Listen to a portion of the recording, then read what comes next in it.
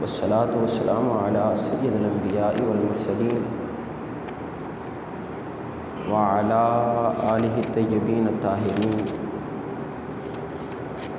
واصحابہ الہادین المہدیین واولیاء امتہ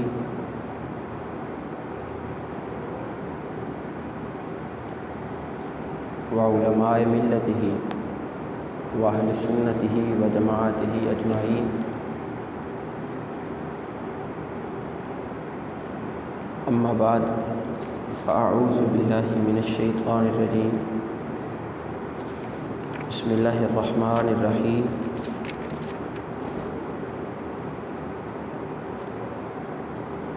ومن یطع اللہ ورسولہ فقد فاز فوزا عظیما صدق اللہ العظیم ان اللہ وملائکتہ یصلون علی النبی یا ایھا الذین آمنوا صلوا علیہ وسلموا تسلیما اللہم صل علی سیدنا و مولانا محمد وعلی آلہ وصحبہ وبارک وسلم الصلاۃ والسلام علیک یا سیدی یا رسول اللہ وعلی آلک و اصحابک یا سیدی یا خاتم النبیین الصلاۃ والسلام علیک یا سیدی یا جد الحسن والحسین وعلی آلک و اصحابک یا سیدی یا رحمۃ للعالمین لہ ہمم لا منتہا لکبارہا وہمتہ الصغریٰ اجل من الدہر اے مظہر نور خدا بلغ العلا بکمالہ مولا علی مشکل کشا کشف الدجیٰ بجمالہ حسنین جان فاطمہ حسنت جمیع خصالہ یعنی محمد مصطفیٰ صلو علیہ وآلہ بعد از حمد و صلوات اللہ تعالیٰ کا کروڑہ مرتبہ شکر اور احسان ہے اس خالق کائنات نے ہمیں حضور نبی کریم صلی اللہ علیہ وآلہ وسلم کی امت میں سے پیدا فرمایا اور آقا کریم علیہ الصلوۃ والسلام کے اتباع میں زندگی گزارنے کی توفیق عطا فرمائی۔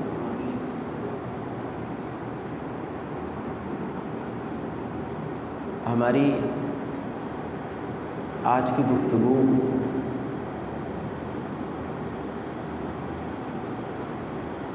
جہیز کے بارے میں اسلام کیا کہتا ہے، جہیز کی شرعی حیثیت جو شادیوں میں بیٹیوں کو جہیز دیا جاتا ہے، اس حوالے سے جو شکوک و شبہات یا جس طرح کی باتیں ہمارے معاشرے میں رائج ہیں، اس حوالے سے گفتگو کریں گے۔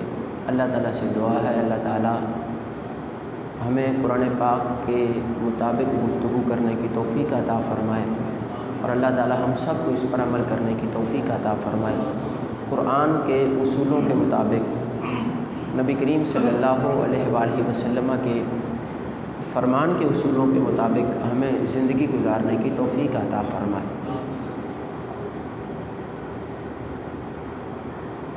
قرآن پاک میں متعدد جگہ پہ اللہ تعالیٰ نے حکم ارشاد فرمایا اطیعوا اللہ و اطیعوا الرسول، اللہ کی اطاعت کرو اور اللہ کے رسول صلی اللہ علیہ وآلہ وسلم کی اطاعت کرو۔ اور پھر فرمایا من یطع الرسول فقد اطاع اللہ، جس نے رسول اکرم صلی اللہ علیہ وآلہ وسلم کی اطاعت کی بے شک اس نے اللہ کی اطاعت کی۔ جس نے رسول کا حکم مانا اس نے اللہ کا حکم مانا، جس نے رسول کی پیروی کی اس نے گویا کہ اللہ کی پیروی کی۔ اس میں محبت رسول کے بھی بہت سارے پہلو ہیں کہ اللہ تعالیٰ اپنے حبیب علیہ الصلوۃ والسلام سے اتنی محبت کرتا ہے کہ حبیب کی اتباع کو اپنی اتباع قرار دے رہا ہے، حبیب کے دینے کو اپنا دینا قرار دیتا ہے، حبیب صلی اللہ علیہ وآلہ وسلم کے منع کرنے کو اپنا منع کرنا قرار دیتا ہے، اور حکم دیا کہ جو میرے حبیب علیہ الصلوۃ والسلام ارشاد فرما دیں، جو چیز تمہیں دے دیں وہ لے لیا کرو، وما آتاکم الرسول فخذوہ وما نہاکم عنہ فانتہوا۔ اللہ تعالیٰ نے قرآن پاک میں سورہ حشر میں ارشاد فرمایا، رسول کریم علیہ الصلوۃ والسلام جو چیز تمہیں عطا کریں وہ لے لیا کرو، اور جس چیز سے منع کریں اس سے رک جایا کرو، وہ کام نہ کیا کریں جس سے نبی کریم علیہ الصلوۃ والسلام منع کریں۔ یہ اللہ تعالیٰ کا فرمان ہے۔ ایسے اور بھی بہت سارے موضوعات ہیں جو نکلتے ہیں۔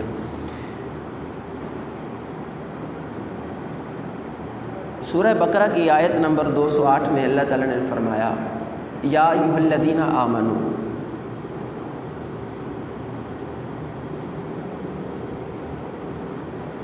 اے ایمان والو۔ اب یہ غیر مسلموں سے خطاب نہیں ہے، کافروں سے خطاب نہیں ہے، نہ ہندوؤں سے، نہ یہودیوں سے، نہ عیسائیوں سے، خالصتاً ایمان والوں سے اللہ تعالیٰ نے خطاب کیا۔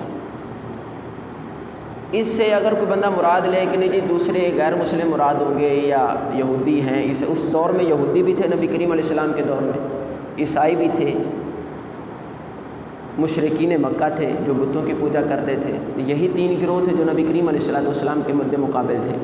جب اللہ تعالیٰ نے ان سے خطاب کرنا چاہا، یہودیوں سے، عیسائیوں سے یا مشرکین مکہ سے، تو اللہ تعالیٰ نے قرآن پاک کے اسلوب میں سے فرمایا، یا ایھا الناس، اے لوگوں۔ پھر یا ایھا الذین آمنوا نہیں کہا، پھر فرمایا یا ایھا الناس، اے لوگوں۔ اس میں ساری انسانیت مراد آ گئی، جیسے یا ایھا الناس اعبدوا ربکم الذی خلقکم، اے لوگوں اپنے اس رب کی عبادت کرو جس نے تمہیں پیدا کیا ہے۔ ساری انسانیت سے خطاب ہے کہ کوئی بتوں کی پوجا کرتا ہے، کوئی چاند ستاروں کو پوج رہا ہے، کوئی کسی کو پوجا کر رہا ہے، تو ایک رب کی پوجا کرو جس نے تمہیں پیدا کیا ہے۔ تو یہ ساری انسانیت سے خطاب ہے۔ تو جہاں پر اللہ تعالیٰ نے فرمایا یا ایھا الذین آمنوا، یہاں سے ایک خاص گروہ مراد ہے، وہ ایمان والوں کا ہے، وہ اہل ایمان ہے، اس سے کوئی دوسرے لوگ مراد نہیں ہے۔ یا ایھا الذین آمنوا، اے ایمان والوں، ادخلوا فی السلم کافہ، سورہ بقرہ آیت نمبر 208۔ اسلام میں پورے داخل ہو جاؤ، اسلام میں۔ اب یہ الفاظ بولیں، ادخلوا داخل ہو جاؤ، فی السلم اسلام میں، کافہ پورے کے پورے، اسلام میں سارے کے سارے داخل ہو جاؤ۔ یہ نہیں ہے کہ ہمارے کچھ کام اسلام کے مطابق ہوں اور کچھ کام ہم کہیں نہیں یار یہ تو چلتا ہے، ایسا کوئی مسئلہ نہیں، معاشرہ ہے۔ اب ہم نے معاشرے میں بھی تو جینا ہے نا، لوگوں کو بھی تو منہ دکھانا، اب سارے مولوی بن جائیں، اب ہر بندہ کو اسی پر عمل کرنا شروع کر دے تو معاملات، دنیا کے معاملات کیسے چلیں گے، یہ کیسے چلائیں گے؟ اب قرآن اگر پڑھیں، اسلام کی تعلیمات پر اگر ہم عمل کرنا چاہیں، نبی کریم علیہ الصلوۃ والسلام کو اگر ہم اپنا آئیڈیل بنائیں، تو پھر وہی زندگی گزارنی پڑے گی جو ہمیں قرآن کہتا ہے۔ پھر معاشرہ ہم سے کیا طلب کرتا ہے، برادری ہم سے کیا چاہتی ہے، لوگ ہم سے کیا چاہتے ہیں، کس چیز کا تقاضا کرتے ہیں، وہ علیحدہ میٹر ہے۔ اگر آپ نبی کریم علیہ الصلوۃ والسلام کے بتائے ہوئے احکامات پر عمل کرنا چاہتے ہیں، قرآن پر عمل کرنا چاہتے ہیں، تو وہ ساری اصول، سارے قوانین اللہ تعالیٰ نے آسمان سے نازل فرمائے ہیں کہ تم نے ایسے ایسے زندگی بسر کرنی ہے، لوگ تمہیں اپنی طرف بلائیں نہیں جانا، اور لوگ تمہیں برائی کی طرف بلائیں نہیں جانا، لوگ تمہیں کہیں گے کہ یہ کام کرنے سے تمہاری ناک نیچی ہو جائے گی، مگر تم نے وہ کام نہیں کرنا، تم نے وہی کام کرنا ہے جس سے اللہ راضی ہوتا ہے اور اللہ کا رسول راضی ہوتا ہے صلی اللہ علیہ وآلہ وسلم۔ یا ایھا الذین آمنوا، اب یہ غیر مسلموں کو تو خطاب نہیں ہے۔ اب یہ دیکھو قرآن اللہ تعالیٰ کا ایک ایسا کلام ہے اور میرے مصطفیٰ کا ایسا معجزہ ہے، قیامت تک کے لوگوں کے لیے کتاب ہے۔ آپ آج سے کچھ 200 سال پہلے کی کتاب دیکھیں تو وہ اس دور کے تقاضوں کو پورا کرتی تھی۔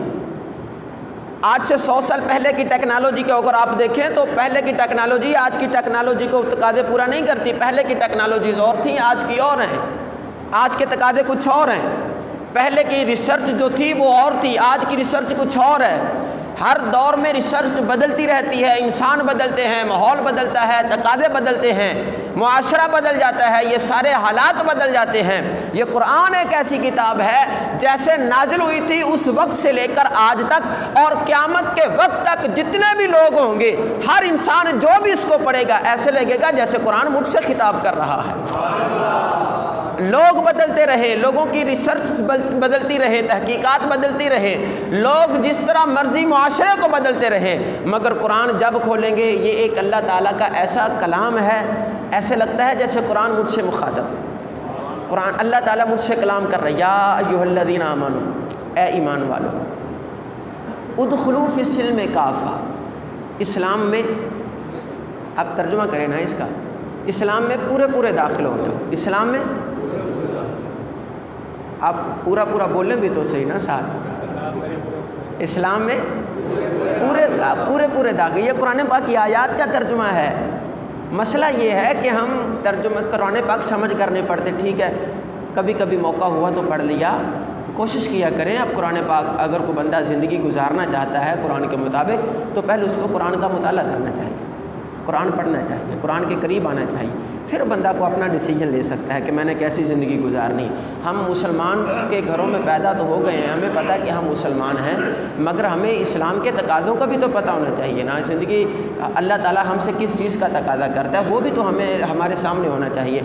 ادخلوا فی السلم کافہ، اسلام میں پورے داخل ہو۔ یہ نہیں ہے کہ آدھے داخل ہو جاؤ اور آدھے آپ اپنے باقی رہیں۔ آدھی خواہشات آپ اسلام کے مطابق، نماز آپ اسلام کے مطابق پڑھیں اور تجارت آپ اسلام کے مطابق نہ کریں۔ آپ تقاضا تو کریں کہ ہمارا لباس اسلامی ہونا چاہیے اور آپ رشتہ داروں کے ساتھ حسن سلوک سے پیش نہ آئیں۔ آپ کی یہ سوچ تو ہو کہ میں جناب والا حج پر جاؤں تو بالکل ایسا بن کر جاؤں کہ مجھ سے بڑا کوئی پرہیزگار نہ ہو، اور جب واپس آ جائیں وہاں سے معاملات کر کے آپ لوٹ پڑیں تو پھر آپ کہیں کہ نہیں جی وہ تو پہلے گناہ معاف ہو گئے تھے، اب زیادہ شروع کر دیں۔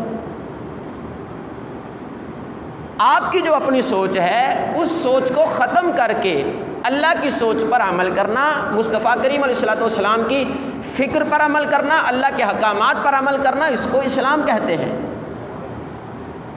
اور اللہ تعالیٰ کا حکم بھی یہی ہے کہ اگر اسلام میں داخل ہو گئے ہو تو پھر آدھے نہیں کہ آدھا کام آپ اسلام کے مطابق کریں اور آدھا کام آپ اپنی مرضی کے مطابق کریں۔ جیسے جو میرا آج کا ٹاپک ہے میں اسی پر آؤں گا، شادی کے حوالے سے، جہیز کے حوالے سے آج ہم گفتگو کریں گے۔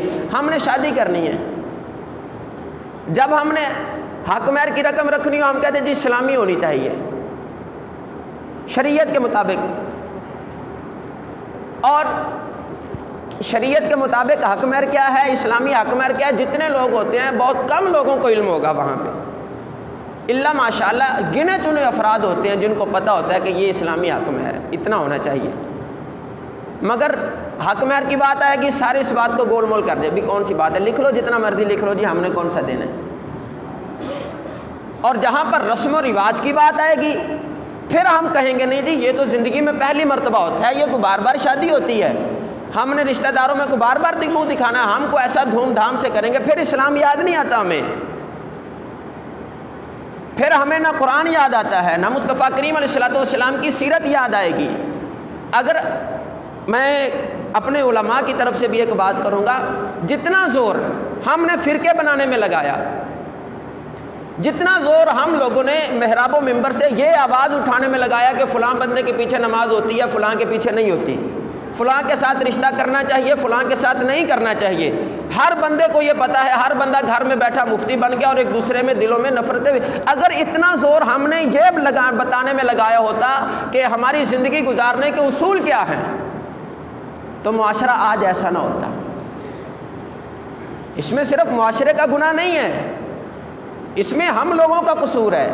ہم نے یہ تو بتایا آپ کو کہ جناب والا مصطفیٰ کریم علیہ الصلوۃ والسلام کی حرمت پر جان کو قربان کرنا چاہیے، ہر بندہ، آپ نام لے لیں آپ کو 1000 بندہ ملے گا کہ جناب والا میں جان قربان کرنے کے لیے تیار ہوں، نعرے لگانے والے سارے ملیں گے، مگر جب عمل کی باری آئے گی یار زندگی، موت تو قبول کر رہے ہو، زندگی قبول کرتے ہو، نہیں جی وہ تو ہم اپنے مرضی کے مطابق گزاریں گے۔ اگر اتنا زور ہم نے قرآن سمجھانے پر لگا دیا ہوتا نا، آج ہمارے بھائی جو گلیوں میں چوکوں میں یا بازاروں میں بیٹھے ہوئے ہوتے ہیں، ناظرہ قرآن پاک ٹھیک سے پڑھنا نہیں آتا، اگر ان کے دلوں میں قرآن کا شوق پیدا کیا جاتا یہ لوگ قرآن سے ایسے بے بہرا نہ ہوتے۔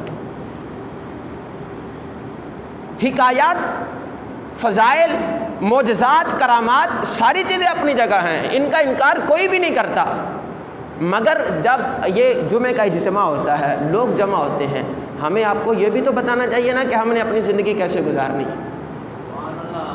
مصطفیٰ کریم علیہ السلام کس چیز کا تقاضا کرتے ہیں؟ اب دیکھیں، یا ایھا الذین آمنوا ادخلوا فی السلم کافہ، اسلام میں پورے داخل ہو جاؤ۔ شادی کی باری آ گئی، ہم نے 2-3 ایک تو نکاح جب کرنا ہے، اس وقت میرے خود نکاح پڑھانے کے لیے جاتے ہیں تو کافی دفعہ واقعات ہوئے، ایجاب و قبول کی جب باری آتی ہے نا تو مولوی صاحب کو نہیں قریب لے کر جاتے، جی غیر محرم ہے ایجاب و قبول کرنے کے لیے۔ میں ایک بات کر رہا ہوں، یہ نہیں کہ ہمیں لے کر جانا چاہیے، میں بات کر رہا ہوں جی غیر محرم علی نہیں لے کر جانا چاہیے۔ ویڈیوز والے، فوٹوگرافر والے، باقی سارے جو 10 بندے وہاں پر سیر کر رہے ہوتے ہیں اور جیسا معاملات ہوتے ہیں وہ سارے محرم ہوتے ہیں، وہاں پر کوئی بندہ نہیں بولتا۔ اور مولوی صاحب کے باری آئے جی ہم، اللہ کا شکر ہے کہ ہمیں بچایا جاتا ہے، اور میں اپریشیٹ کرتا ہوں آپ لوگوں کو کہ ٹھیک ہے آپ لوگ ایسا کرتے ہیں، بہت اچھا عمل ہے۔ جہاں پر آپ مولوی صاحب کو بھی روک دیتے ہیں کہ آپ نہیں جا سکتے، فوٹوگرافر کو بھی تو روکنا چاہیے، ویڈیو والے کو بھی تو۔ آپ اپنے بھائی کو کہہ دیں کہ فوٹو بنا لیں، یہاں پر اگر بات کریں گے تو سارے آپ غصے سے دیکھیں گے مجھے کہ نہیں جی یہ تو آپ کیوں اس موضوع پر بات کرنے لگے ہیں، آپ کو کس نے کہا؟ مجھے قرآن کہتا ہے کہ مجھے نبی کریم علیہ السلام کا فرمان کہتا ہے کہ میں اس ٹاپک پر بات کروں، میری ذمہ داری ہے۔ اگر ہم ایک شادی کرنے لگے ہیں، 1-2 کام اگر ہم شریعت کے مطابق کرتے ہیں اور باقی سارے کام ہم معاشرے کو خوش کرنے کے لیے کرتے ہیں، اب نبی کریم صلی اللہ علیہ وآلہ وسلم سے پوچھا جائے یا رسول اللہ صلی اللہ علیہ وآلہ وسلم میرے ماں باپ آپ پر قربان ہو جائیں، بہترین نکاح کون سا ہے؟ اچھی شادی کون سی ہے؟ ایسی شادی جس میں برکت ہوتی ہے، ایسے معاملات جس میں اللہ تعالیٰ کی رحمت کے فرشتے نازل ہوتے ہیں، وہ کون سی ہے؟ میرے مصطفیٰ نے فرمایا وہ شادی جس میں دونوں خاندانوں پر بوجھ کم ڈالا جائے، خرچہ کم کیا جائے، بوجھ کم ڈالا جائے، خرچہ کم کیا جائے، حق مہر مناسب رکھا جائے، اور اللہ کے بھروسے پر شادی کی جائے، اللہ کے توکل پر، اللہ کے بھروسے پر شادی کی جائے۔ میرے مصطفیٰ نے فرمایا یہ نکاح مبارک نکاح ہے، یہ نکاح مبارک ہے۔ اب اسلام نکاح کے بارے میں کیا حکم دیتا ہے؟ 2 چیزیں فرض ہیں اس نکاح میں، 2 چیزیں بولیے گا میرے ساتھ، یہ یاد کریں گے آپ، 2 چیزیں فرض ہیں، ان کے بغیر نکاح نہیں ہوتا۔ ایک ہے ایجاب و قبول، ایک کیا ہے؟ ایجاب و قبول۔ ایجاب و قبول کا مطلب ہوتا ہے لڑکے کا قبول کرنا اور لڑکی کا قبول کرنا، ایک دوسرے کو قبول کرنا نکاح کے لیے، اس کو ایجاب و قبول کہتے ہیں۔ ایک یہ ہے، یہ فرض ہے، اس کے بغیر نکاح نہیں ہوتا۔ لڑکے نے کر لیا، لڑکی نے نہیں کیا، نکاح نہیں ہوگا، لڑکی نے قبول کر لیا، لڑکے نے نہیں کیا، نکاح نہیں ہوگا۔ دونوں کا ایجاب و قبول کرنا ضروری ہے، فرض ہے۔ دوسری چیز جو فرض ہے وہ 2 گواہ ہیں، 2 گواہ ہیں جو فرض ہیں، جن کے بغیر نکاح، گواہوں کے بغیر نکاح نہیں ہوتا، گواہوں کے بغیر نکاح نہیں ہوتا، یہ چیزیں فرض ہیں۔ وہ 2 گواہ بھائی بھی ہو سکتے ہیں، والد اور بیٹا بھی ہو سکتے ہیں، چچا بھی ہو سکتا ہے، کوئی بھی ہو سکتا ہے۔ ایسا وقت ہوتا ہے یار بھائی یا بھائی گواہ نہیں بن سکتے، وہ گواہ 2 مرد کوئی بھی ہو سکتے ہیں، 2 مرد گواہ چاہیے، یا 1 مرد اور 2 عورتیں، یہ گواہ ہونے کے لیے ضروری ہے۔ حق مہر یہ واجب ہے، حق مہر جن کے بارے میں ہمارا خیال ہے کہ ہم نے دینا ہی نہیں ہے، یا تو جا کر لڑکے کو پہلے سکھائیں گے کہ جا کر پہلے یہ معاف کروانا، اس کے بعد اگلی بات کرنا۔ لڑکی کو بیٹا یہ معاف کر دینا، کوئی مسئلہ نہیں، یہ ضروری نہیں ہوتا۔ لڑکی کو بتایا ہی نہیں جاتا کہ یہ آپ کو کیوں دیے جا رہے ہیں، یہ حق مہر ہوتا کیا ہے، یہ اس کی اپنی رقم ہوتی ہے۔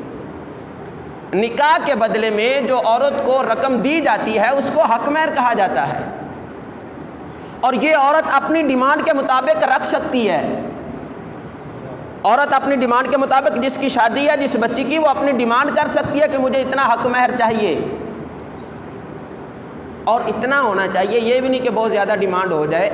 لڑکا جتنی آمدنی اس کی ہے اس کی آمدنی کے مطابق ہونا چاہیے کہ جتنی سے وہ آسانی سے ادا کر سکے۔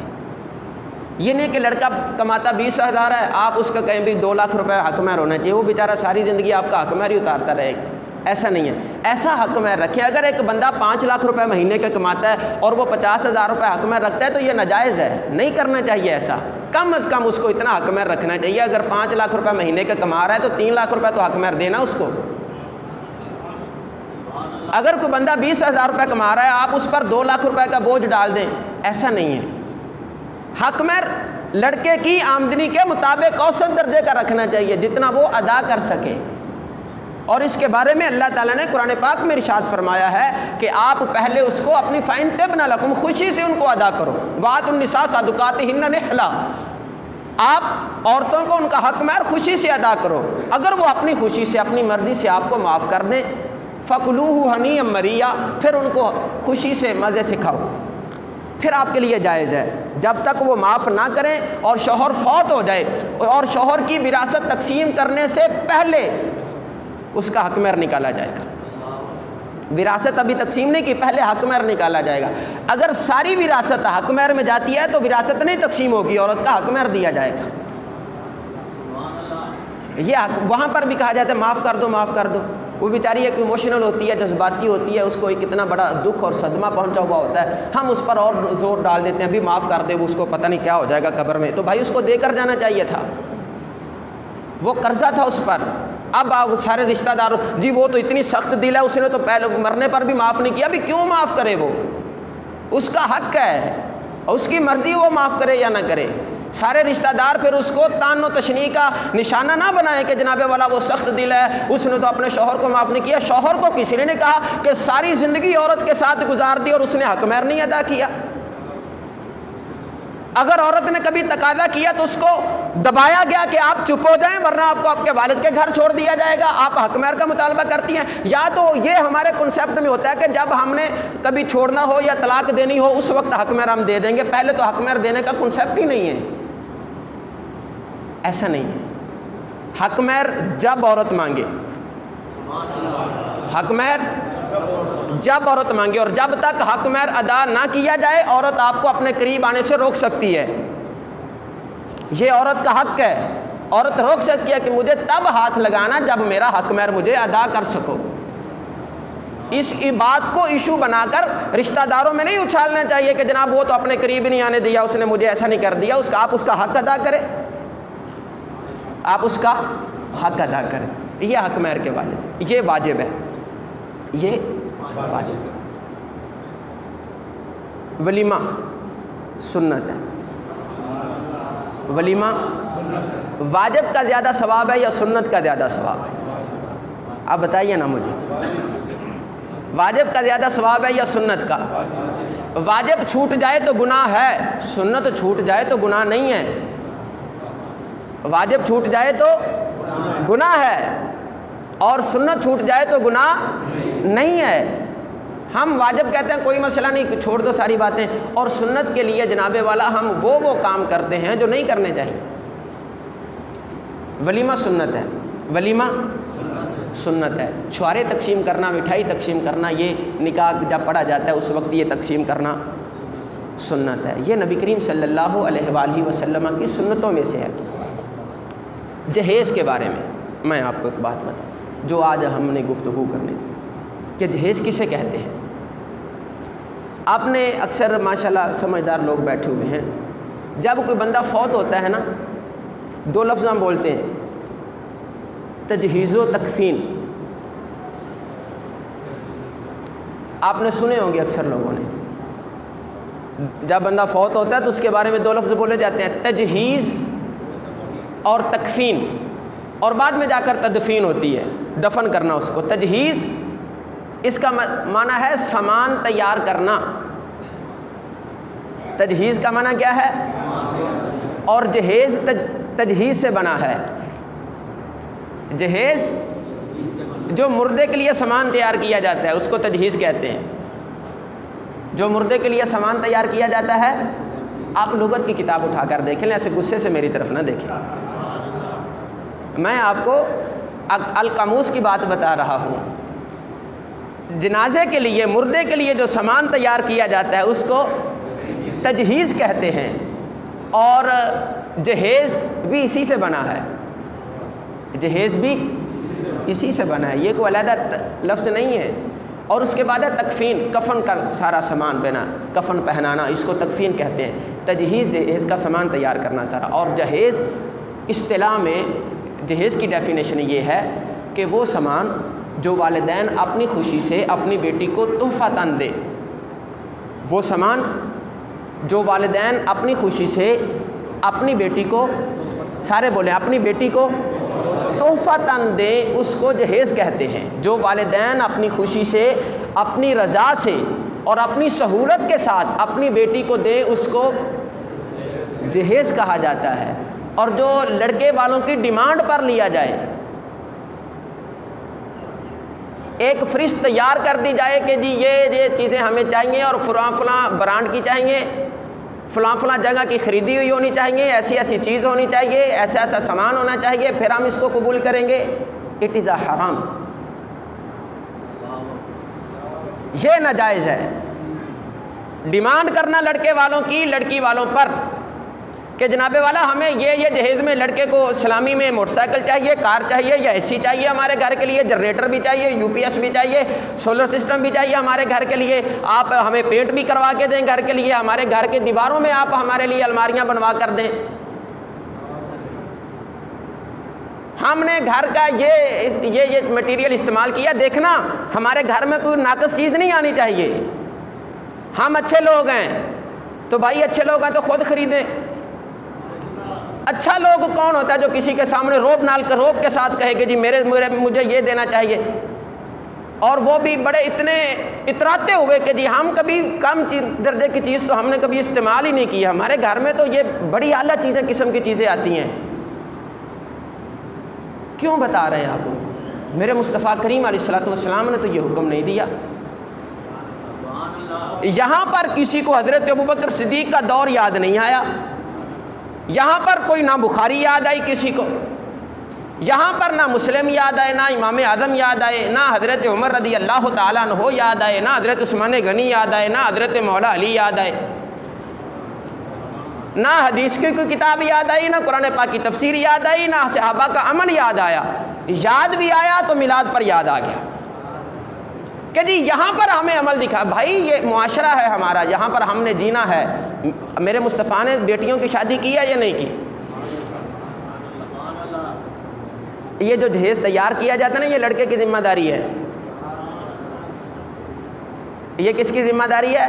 یہ لڑکے جو ایسے لڑکے والے جا کر کہتے ہیں نا جی ہمیں یہ چیزیں چاہیے، اسلام نے تو نہیں اجازت دی۔ لڑکی کے رہنے کا انتظام، لڑکی کی جو گھر میں چیزیں استعمال کرنی ہیں ان کا انتظام، لڑکی کے کھانے کا انتظام، لڑکی کے پہننے کا انتظام لڑکے کی ذمہ داری ہے۔ آپ کو کس نے کہا کہ جی یہ اس کا والد اس کو دے گا؟ نہیں دے گا۔ لڑکی کی رہائش کا انتظام لڑکے نے کرنا ہے، اگر نہیں کر سکتا تو شادی کی اجازت نہیں ہے۔ لڑکا لڑکی کے لیے جس کے شادی کر رہا ہے، جس کے لیے اگر لڑکی کو اچھا کھانا نہیں دے سکتا، رہائش نہیں دے سکتا، اس کی عزت کی حفاظت نہیں کر سکتا، اس کے حقوق پورے نہیں کر سکتا، تو لڑکے کے لیے شادی کرنا حرام ہے۔ لڑکے کے لیے شادی کرنا اس وقت جب تک حقوق پورے نہ کر لے، لڑکا تب شادی کرے جب اس کے حقوق پورے کر سکتا ہو، جب اس کے حقوق پورے، آپ زور سے ایک دفعہ سبحان اللہ مجھے سنا چاہیے، جب لڑکی کے حقوق پورے کر سکتا ہو۔ آپ پہلے ڈیمانڈ کر سکتے ہیں جی ایسا ایسا کرنا چاہیے، ایسی یہ چیزیں ہونی چاہیے، بالکل ناجائز اور حرام ہے۔ اسلام نے اس چیز کی اجازت نہیں دی۔ نہ نبی کریم علیہ الصلوۃ والسلام نے اپنی بیٹیوں کے لیے، حضرت علی نے شادی کی میرے مصطفیٰ کی صاحبزادی سے، زور سے بولے سبحان اللہ۔ میرے مصطفیٰ نے ایک آنے کی چیز نہیں خریدی اپنی جیب سے۔ آپ سیرت اٹھا کر دیکھیں، سیرت کی کوئی کتاب اٹھا کر دیکھیں، حضرت فاطمہ سلام اللہ علیہا کی شادی کو پڑھ کر دیکھیں آپ، نبی کریم علیہ السلام نے اپنی جیب سے حضرت فاطمہ کے لیے کوئی چیز خریدی ہو؟ مولا علی سے پوچھا، علی کوئی سامان ہے؟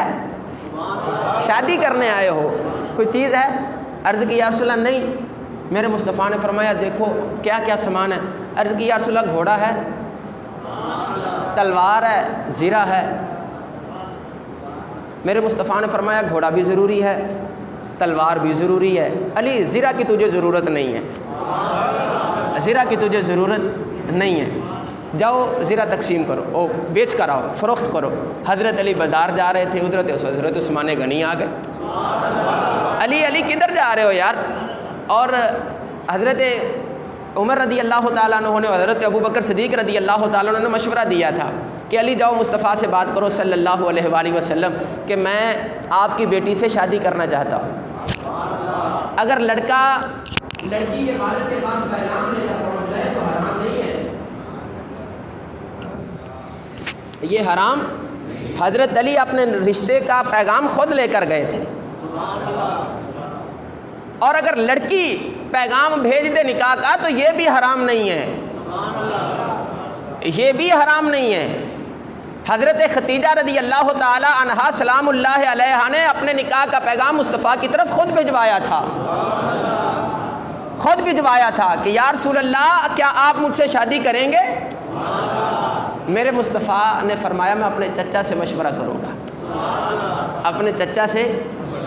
کروں گا، یہ۔ اور نبی کریم علیہ السلام کے پاس حضرت ابو بکر بھی گئے، یا رسول اللہ میں حضرت فاطمہ سے شادی کرنا چاہتا ہوں، میرے مصطفیٰ خاموش رہے۔ پھر حضرت عمر بھی گئے، یا رسول اللہ میں شادی کرنا چاہتا ہوں، میرے مصطفیٰ خاموش رہے۔ دونوں حضرات جب واپس لوٹے نا